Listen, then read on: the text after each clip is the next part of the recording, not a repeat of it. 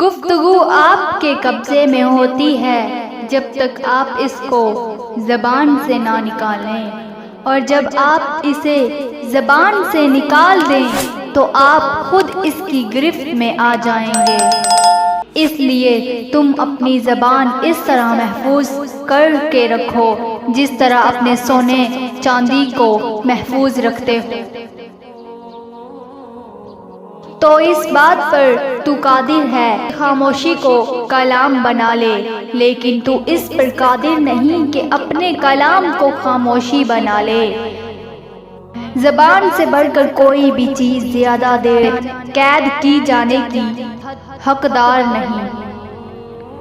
جب عقل کامل ہو جاتی ہے تو گفتگو کم ہو جاتی ہے، شکریہ میں کمی کرنے سے محسن لوگ نیکی کرنے میں بے رغبت ہو جاتے ہیں۔